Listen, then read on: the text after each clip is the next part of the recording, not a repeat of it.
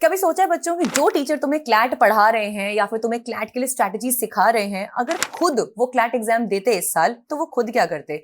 क्या वो भी वही स्ट्रैटेजी अपनाते जो तुम्हें बता रहे हैं या उनकी कोई अलग से स्ट्रैटेजी होती?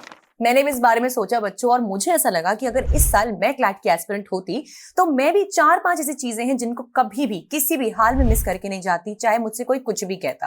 तो मैंने सोचा कि वो 5 चीजें मैं आपके साथ भी जरूर शेयर कर दूं, ताकि हो सकता है कि अगर तुम मुझसे रिलेट कर पाते हो तो तुम भी उन 5 चीजों को सीरियसली लो और आने वाले उन महीनों में एक स्मार्ट एस्पिरेंट की तरह तैयारी करो। क्योंकि पता क्या है, एक सीक्रेट बताऊं, मुझे ना हार्ड वर्क ज्यादा पसंद नहीं है। I have always been a smart worker.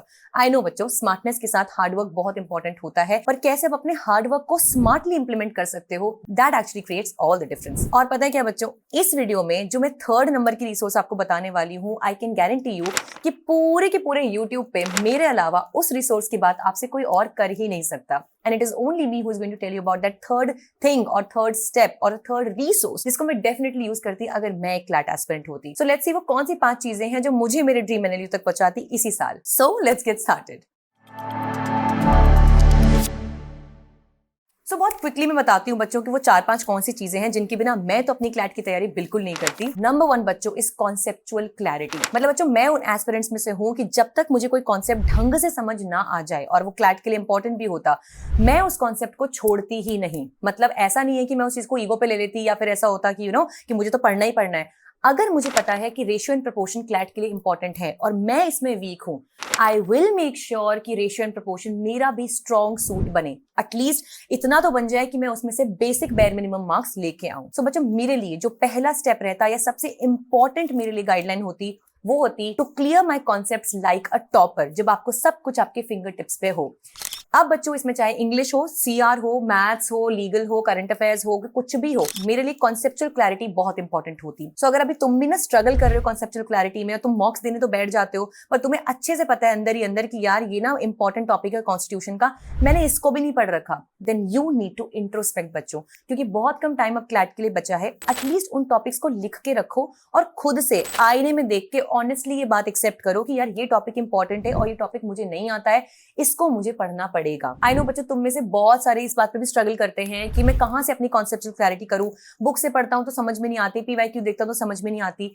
ऐसे केस में बच्चों क्लासेस बहुत हेल्प करती हैं। मैं तुम्हें एक छोटा सा एग्जांपल देती हूं अपना। जब मेरा कॉलेज कंप्लीट हुआ था बच्चों 2019 में, उस वक्त ना मैं यूपीएससी के बारे में बहुत सोचती थी और मैं यूपीएससी ही क्रैक करना चाहती थी। ठीक है, सो बच्चों मैं ना आमतौर पर सारे सिलेबस में ऑलमोस्ट अच्छी थी। मतलब बच्चों ऑलमोस्ट सारे सब्जेक्ट्स मेरे पसंद के ही होते थे जो सिविल सर्विसेज के सिलेबस में है, चाहे वो ज्योग्राफी हो, हिस्ट्री हो, लीगल तो मुझे वैसे ही इतना पसंद था, लाइक पॉलिटी वगैरह जो होता है, ठीक है, सिक्योरिटी हो, एग्रीकल्चर, ऑल ऑफ दो सब्जेक्ट मुझे इजी लगते थे।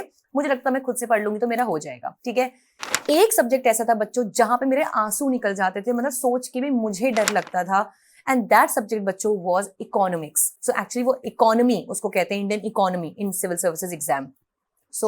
मैं बहुत डरती थी उस चीज से और मुझे लगता था कि यार यही मेरी नैया डुबाएगा, क्योंकि बच्चों पेपर एक उसका बहुत ही डिटेल पेपर होता है जिसमें आपको वो अच्छे से आना ही चाहिए। प्रीलिम्स में इकोनॉमिक्स के बहुत क्वेश्चंस आते हैं, so you can not pass the paper without this. So उस केस में बच्चों मेरे पापा के कहने पे एक्चुअली मैंने एक कोचिंग ली, which was a very new idea for me. क्योंकि मैं बच्चों कभी भी ना ट्यूशन गई अपने स्कूल में, मैंने कभी कोई कोचिंग नहीं ली थी, तो I was not like a coaching type of a person, बिल्कुल भी। हालांकि हाँ, आयरॉनिकल इज दिस कि अब मेरी खुद की भी एक क्लैट कोचिंग है, बिकॉज अब मुझे समझ में आया बच्चों की what a coaching can do for you. ठीक है, सो मैंने जब कोचिंग ली, मैंने डिलीजेंटली इकोनॉमी की क्लासेस ली। सो टुडे बच्चों I feel so confident in this subject कि एटलीस्ट इसके बेसिक्स मुझे आते हैं। कोई भी बेसिक पेपर होगा, एग्जाम होगा, मैं उसको क्लियर कर पाऊंगी। मतलब एटलीस्ट इकोनॉमी मुझे पीछे होल्ड बैक नहीं करेगा। सो अगर आपके लिए भी बच्चों कोई भी ऐसा सब्जेक्ट है या आपको फील होता है कि आपकी कॉन्सेप्चुअल क्लैरिटी उतनी अच्छी नहीं है या प्रैक्टिस अगर आपकी उतनी अच्छी नहीं है बच्चों, please do consider taking a good coaching. I know बहुत कम टाइम बचा है बच्चों, इसलिए आप सेल्फ प्रेप कोचिंग या छोटे बैचेस जो होते हैं वो आप ले सकते हो।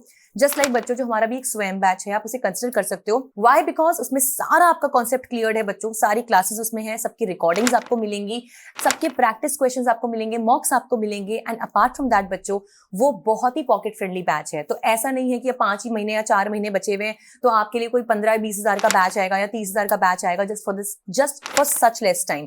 बहुत ही नॉमिनल बैच है बच्चों, आप इसको कंसिडर कर सकते हो। स्क्रीन पे दिए नंबर्स पे कॉल कर लेना, एटलीस्ट जान लो इस बैच के बारे में, बिकॉज यू नेवर नो कि वो आपकी कितनी हेल्प कर जाए। ठीक है, तो पहली चीज बच्चों हुई कॉन्सेप्चुअल क्लैरिटी, क्योंकि उसके बिना तो किसी भी प्रिपरेशन में जाना मतलब बेवकूफी है। दूसरी चीज बच्चों जो मैं एज एस्पिरेंट डेफिनेटली उसको बहुत सीरियसली कंसिडर करती, वो है PYQ एनालिसिस।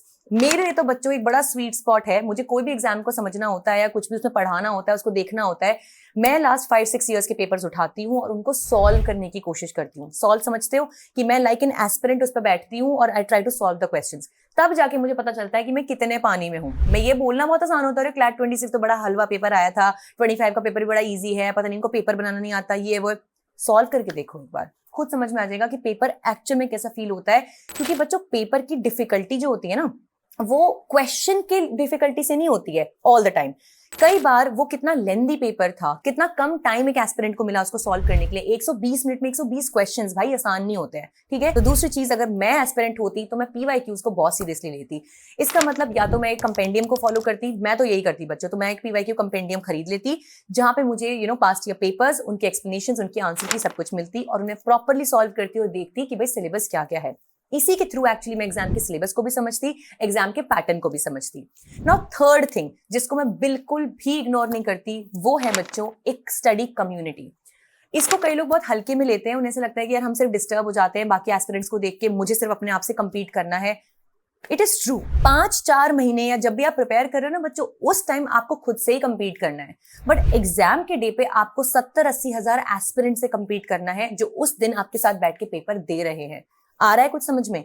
इसका मतलब हम बच्चों अपनी आंखें बंद करके नहीं रह सकते हैं कि यार ठीक है जो कंपटीशन है देखा जाएगा, मुझे कोई लेना देना नहीं, मुझे बस अपने से मतलब है। यू हैव टू अंडरस्टैंड कि बाकी बच्चे और क्या क्या कर रहे हैं, how seriously they are taking their preparation and what you can learn from them. You don't have to be jealous, you don't have to be afraid और you don't have to panic because of that, just learn from that. तो एक अच्छी study community बच्चों आपको एक atmosphere, एक circle देती है of right kind of people, like minded people and guidance and mentorship as well. यही मैं रिसोर्स कह रही थी बच्चों जो मेरे अलावा शायद आपको कोई नहीं बताएगा, बिकॉज जिस कम्युनिटी की मैं आपसे बात कर रही हूँ उसमें अभी at this moment also thousands of aspirants already पढ़ रहे हैं। ये है बच्चों वी लर्न लीगल की व्हाट्सएप स्टडी कम्युनिटी, जहां पे आपके जैसे एस्पिरेंट्स डेली बेसिस पे बहुत सारे रिसोर्सेज को अवेल करते हैं। मैं यहाँ पे लाइव क्लासेस लेती हूँ, लाइव रोड मैप्स कंडक्ट करवाती हूँ, Q&A सेशंस लेती हूँ, यहाँ पे बच्चों में बहुत सारे स्टडी मटेरियल और नोट्स भी शेयर करती हूँ। सो अगर आप स्मार्टली प्रिपेयर करना चाहते हो सीरियस एस्पिरेंट्स के साथ, क्योंकि बच्चों ये ना कोई एवं टेलीग्राम ग्रुप नहीं है कि कहीं से भी कुछ भी रिसोर्स या मटेरियल या PDF मिला तो लो उसको ग्रुप में डाल दिया, बच्चे अब उसको डाउनलोड करते रहेंगे। Every material that I share over here बच्चों is curated and made by We Learn Legal and I make sure कि वो मटेरियल प्रॉपरली क्लैट पैटर्न पे है और तभी वो आपके साथ शेयर हो रहा है, नॉट जस्ट बिकॉज मुझे कोई PDF कहीं मिल गया और मैंने वो आपके साथ शेयर कर दिया, ठीक है। तो इस ग्रुप को या ऐसे किसी भी स्टडी कम्युनिटी को मैं जरूर ज्वाइन करती, because it would have help me a lot to connect with a mentor, to connect with a teacher, to connect with my study buddies as well, जो मुझे आगे जाके शायद बहुत हेल्प कर सकते थे। So this was resource number 3 या टिप नंबर 3 जो मैं इग्नोर नहीं करती। फोर्थ टिप जो बच्चों है वो है practice practice practice as much as possible. इसका मतलब ये है मैं बच्चों उस टॉपिक पे टिक नहीं मारती जब तक मैं उसके प्रैक्टिस क्वेश्चंस ना कर लूं, क्योंकि वो होता है रियल टेस्ट। मैंने 5 मंथली मैगजीन्स पढ़ ली, बहुत बढ़िया बात है, अब उनमें से मुझे याद कितना है वो कैसे पता लगेगा, राइट। सो प्रैक्टिस का मतलब है बच्चों कि आपने एक टॉपिक पढ़ा, उसका एक सेक्शनल टेस्ट दो, टॉपिक टेस्ट दो, उसका मॉक टेस्ट दो, तब जाके आपको पता लगेगा बच्चों कि आप रियलिटी में कितने पानी में हो। एंड विद दिस बच्चों ये रिसोर्स है प्रैक्टिस क्वेश्चंस एंड मॉक्स की। सो यहाँ पे अगर मैं आपकी जगह होती तो एटलीस्ट वीक का 1 मॉक या 2 मॉक तो मैं जरूर करती, क्योंकि वो मुझे उस रिदम में लेके आता जो एक एस्पिरेंट का, एक टॉपर का रिदम होता है, जहां पे मैं डरती नहीं हूँ क्वेश्चंस को सॉल्व करने से and I look at it कि मेरी गलतियां कहाँ हुई है, मुझे कहाँ इंप्रूव करना है, ठीक है। इसकी प्रॉब्लम बच्चों आपके लिए सॉल्व हो सकती है स्वयं बैच से ही, जहां पे बच्चों आपको सारे टॉपिक्स के topic test, sectional test, mock test in fact इसमें इंक्लूडेड हैं, तो आपको सब कुछ मिल जाएगा। किसी भी बैच में नहीं हो बच्चों तो PYQs को अटेम्प्ट करो लाइक मॉक्स, नहीं तो बच्चों एक अच्छी मॉक टेस्ट सीरीज में तो प्लीज इन्वेस्ट कर देना। That is the bare minimum a serious aspirant should do. मैं जरूर इसे करती हूँ और आपको भी ये करना चाहिए। एंड फिफ्थ रिसोर्स बच्चों या फिफ्थ टिप जिसको मैं बिल्कुल हल्के में नहीं लेती, वो है predicting the CLAT exam. I know ये बहुत वियर्ड लग रहा होगा सुनने में कि ऐसे कोई प्रिडिक्ट कैसे कर सकता है, बट मुझे ऐसा लगता है बच्चों कि आप एग्जाम को प्रिडिक्ट कर सकते हो अगर आप PYQs को अच्छे से पढ़ते हो और ऑनगोइंग ट्रेंड्स को अच्छे से फॉलो करते हो। इसका मतलब ये है बच्चों कि मैं उन्हीं टॉपिक्स को सबसे ज्यादा फोकस पे तैयार करती जो मुझे ऐसा लगता है कि क्लैट रिपीटेटिवली बार बार पूछता है, और उन टॉपिक्स में बच्चों में बिल्कुल भी इग्नोर नहीं करती current affairs, GK and legal current affairs को, क्योंकि वहां पे मेरे जैसा एस्पिरेंट तो बहुत ही एक्स्ट्रा मार्क्स ला सकता है, क्योंकि उसमें आपको करना क्या है बच्चों, पढ़ना है, फैक्ट्स याद करने हैं and you are good to go. आपकी लर्निंग इस बात पे या मार्क्स लाना इस बात पे डिपेंडेंट नहीं होगा कि आपको उस दिन वो क्वेश्चन समझ में आया या नहीं आया, वो क्वेश्चन इजी आया या टफ आया। अगर वो आपसे पूछ रहा है भाई कि यूनाइटेड नेशंस का हेडक्वार्टर कहाँ है, तो आपको पता होगा या नहीं पता होगा। दिमाग लगाने की आपको ना स्कोप है ना जरूरत है। कम से कम टाइम में आप ज्यादा क्वेश्चन सॉल्व कर सकते हो और ज्यादा स्कोरिंग आप अपने एग्जाम को बना सकते हो। तो मैं इन मोस्ट इंपॉर्टेंट टॉपिक्स पे ज्यादा फोकस करती, पैरेटो प्रिंसिपल पे फोकस करती, यानी मैं उन 20% चीजों पे ध्यान देती जो मुझे 80% रिजल्ट दे सकते हैं। सो आई होप बच्चों कि मैं आपको अपने मन के अंदर की बात दिखा पाई, समझा पाई कि अगर मैं एक एस्पिरेंट होती तो मैं किस तरीके से तैयारी करती। और हाँ, एक बात सच है बच्चों, मैं पैनिक तो बिल्कुल नहीं करती। मतलब थोड़ा पैनिक, थोड़ी एंजाइटी एग्जाम के लिए अच्छी होती है, it helps you perform better.